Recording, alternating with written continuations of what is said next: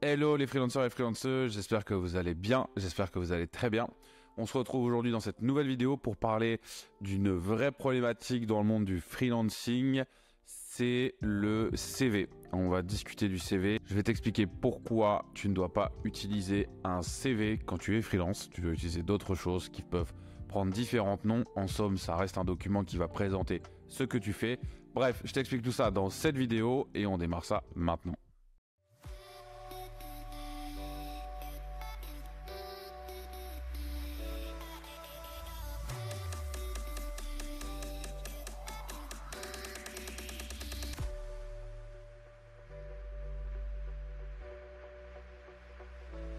Avant de démarrer, je t'invite, comme dans mon habitude, à t'abonner à la chaîne pour ne rien rater des prochaines vidéos qu'on va sortir.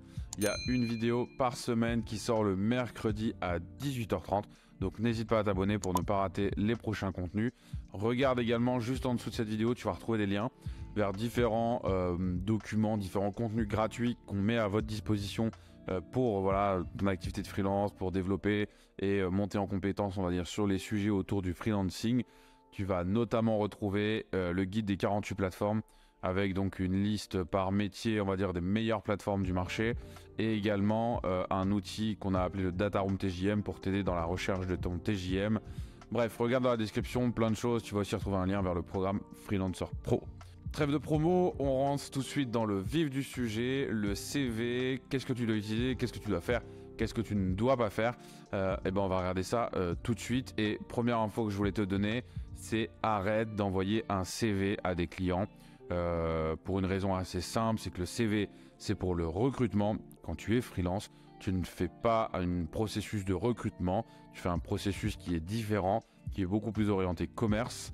Le document que tu dois transmettre au client ou à l'intermédiaire en tout cas, eh bien c'est un document qui n'a pas pour but de se faire une idée de qui tu es entre guillemets et de voir si on te rend compte pour discuter un peu de l'opportunité d'une embauche, etc. Le document que tu dois transmettre, c'est un document qui doit être beaucoup plus détaillé parce que du coup ce document doit permettre de se faire une idée si eh bien, tu corresponds à un cahier des charges d'une mission. Et un CV d'une page, c'est clairement pas suffisant pour pouvoir se faire un ordre d'idée sur est-ce que tu corresponds ou pas aux besoins et au cahier des charges de la mission et du client. Donc c'est pour ça qu'il ne faut pas envoyer de CV, je réinsiste là-dessus, mais vraiment c'est très important.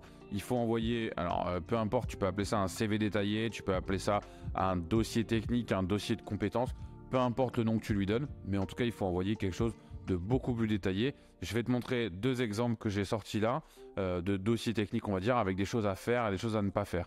Donc là j'ai sorti un dossier technique, on va appeler ça comme ça, qui reprend un petit peu le parcours donc d'un freelance. On est sur un dossier là qui fait donc recto verso 3 feuilles, donc qui est quand même déjà assez consistant, avec du coup un détail, donc on a mis les incrustations juste là, mais donc du coup avec un détail par mission. Donc il y a pas mal de bonnes choses dans ce dossier. Maintenant il n'est pas encore optimal, donc tu vois bien les pages défilent, tu vois bien que c'est très différent d'un CV d'une page, c'est beaucoup plus complet.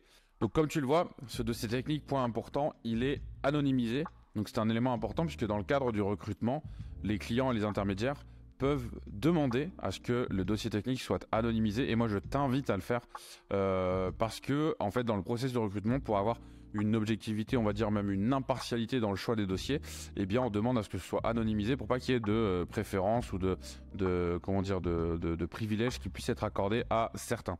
Donc première info et chose très importante à faire, eh bien anonymise le dossier. Donc tu utilises un trigramme, des initiales, enfin bref peu importe, mais utilise quelque chose d'anonyme. Donc là, ce dossier-là, il est plutôt bien. C'est un freelance qu'on accompagne. Donc il y a pas mal de bonnes choses. Il y a 2-3 bricoles qui pourraient être remises, on va dire, au propre. Mais dans l'ensemble, on a quand même un détail avec... Alors la première page de couverture est un peu longue, avec, on va dire, le condensé des informations qu'il faut mettre. Donc les diplômes, les skills. Là, en l'occurrence, on a aussi des attestations et des certifications.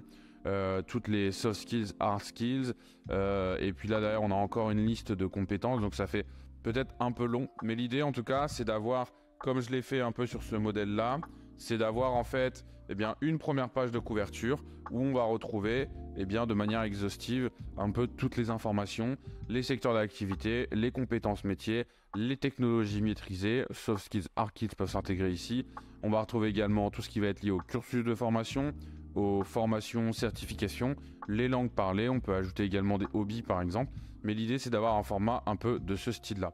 Ensuite, l'idée, moi je trouve, pour faciliter la lecture du dossier, c'est d'avoir en fait une page par mission. Ça évite de se mélanger les pinceaux. Évidemment, moi je recommande de faire le dossier technique de manière chronologique, mais le top, c'est d'avoir une page par dossier, une page par mission, pardon, pour justement faciliter la lecture. Donc là, on a une première mission, donc c'est une longue mission qui a duré plusieurs années avec 2 gros projets. Donc ça a été scindé avec un premier projet, un deuxième projet, mais on a bien fait donc chez un même client une même mission, 2 gros projets qui ont été scindés en 2. Et après on va retrouver donc du coup une page, une mission, sachant que sur la dernière page ici, on a des missions qui ont été regroupées par 2. Puisque ce sont des vieilles missions. Donc là on peut le voir ici, on a une première mission et une deuxième mission. L'idée c'est que ce sont des petites missions et donc du coup ça a été condensé pour éviter d'avoir un dossier à rallonge qui fait 50 pages. Mais le but c'est d'avoir un dossier, donc là on est sur du recto verso, ça fait 3-4 pages, c'est bien détaillé, c'est clair. La structuration d'une mission est toujours la même avec les dates, le client, le poste, le contexte du projet. Qu'est-ce que le freelance a réalisé dans ce projet? Un bilan projet, un bilan individuel et personnel, la stack du projet. Et une fois qu'on a posé tout ça, les éléments y sont. Quand tu donnes ça à un client, il a en quelques minutes une idée extrêmement précise de ton profil, de ce que tu sais faire, de ce que tu ne sais pas faire. Et si ça peut correspondre et coller aux besoins de sa mission et à son cahier des charges. C'est extrêmement important d'être conscient de à quoi doit servir ce document pour pouvoir le rédiger de la bonne manière. Donc voilà un peu l'idée de comment tu dois structurer le dossier. Une page de couverture qui reprend un peu l'ensemble de ton profil, un peu comme une carte d'identité, je vais dire. Et puis derrière, tu fais une page par mission avec à chaque fois une synthèse de toutes les informations, le client, les dates, le poste, le contexte du projet, tes réalisations toi au sein de ce projet, un bilan, analyse on va dire de projet, quelles ont été les réussites du projet, et toi ensuite une analyse plutôt personnelle, bilan personnel de qu'est-ce que toi tu as fait dans ce projet, qu'est-ce que ça t'a apporté, ne pas oublier de mettre la stack technique du projet et d'avoir ça sur une page et tu dupliques pour chaque mission que tu as eue, sachant que si tu as un parcours assez long et des anciennes missions, tu peux te permettre un peu de les réduire et de les condenser avec par exemple 2 missions sur une page. Voilà un document qui va te permettre, à mon sens, de convertir beaucoup plus les opportunités que tu vas avoir et qui va beaucoup t'aider dans le fait de trouver des missions et de pouvoir être positionné vraiment comme un freelance et donc comme un professionnel et non pas comme un amateur entre guillemets qui cherche à se faire recruter. Voilà pour ce contenu, n'hésite pas à mettre tes questions en commentaire ou en tout cas à discuter autour de ce sujet. C'est mon point de vue, tu ne le partages peut-être pas, en tout cas de mon expérience, ça fait maintenant 5-6 ans que je gravite dans le monde de l'IT, des ESN, etc.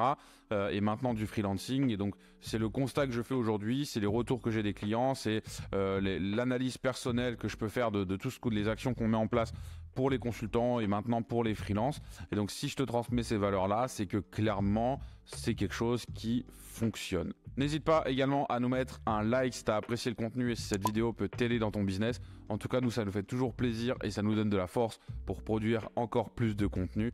Regarde dans la description, tu retrouveras tous les liens utiles. Moi, je te dis à très bientôt sur la chaîne de freelancer.io. Que ton business se porte bien. Prends soin de toi. Ciao.